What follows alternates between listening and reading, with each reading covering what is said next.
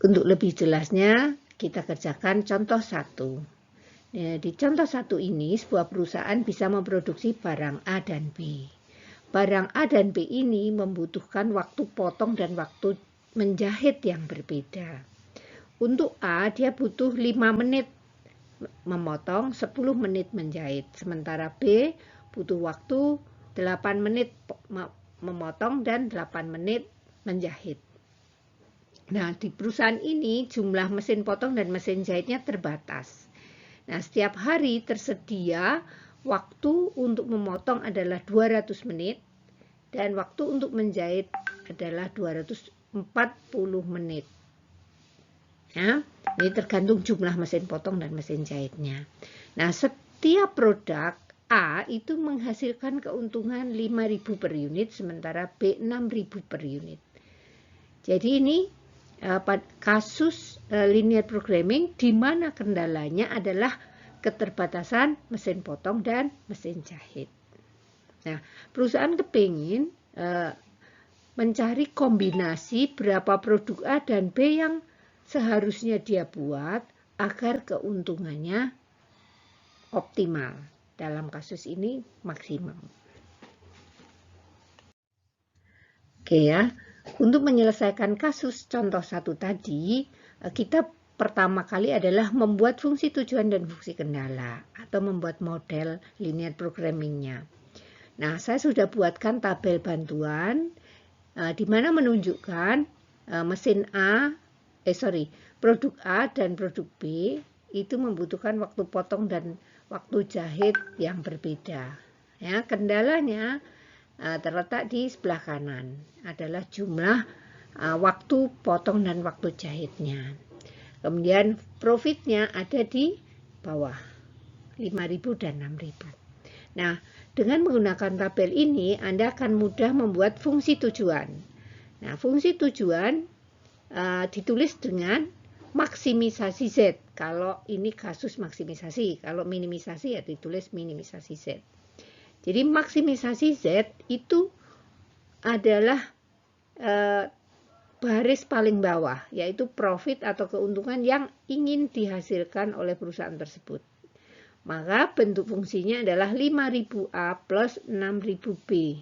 Anda tinggal melihat di baris yang warna pink ya.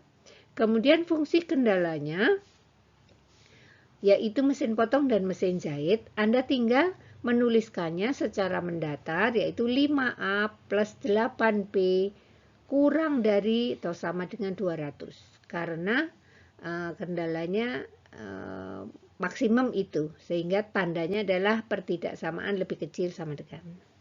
Kemudian untuk mesin jahit atau kendala 2, 10A plus 8B lebih kecil sama dengan 240 ya. Jadi cara membuat fungsinya dengan melihat secara mendatar.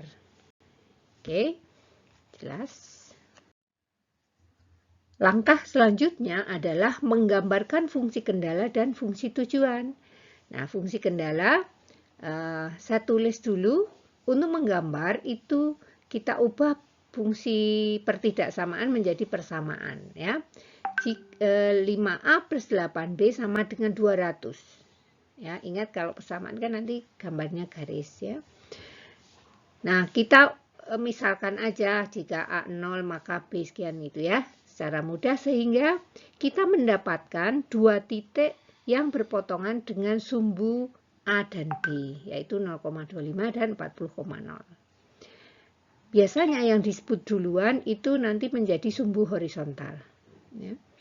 Kemudian kendala 2 juga dengan cara yang sama. Jika A 0, B sama dengan berapa gitu ya. Langsung dimasukkan ke dalam persamaan tersebut. Maka kita akan mendapatkan 2 titik 0,30 dan 24,0.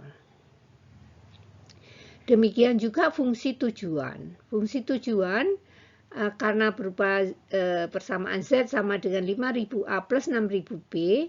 Nah, untuk menggambarkannya kita misalkan Z itu sebuah angka ya, bebas. Misalnya di sini saya tulis saya pilih 150.000. Maka fungsinya menjadi 5.000 A plus 6.000 B sama dengan 150.000. Dan kita bisa mencari titik-titik koordinat yang berpotongan dengan sumbu A dan B, ya, diperoleh 0,25 dan 30,0. Oke, langkah selanjutnya adalah gambar area layak dan fungsi Z. Yang pertama adalah kendala 1, Anda sudah punya titik 0,25 dan 40,0 dihubungkan.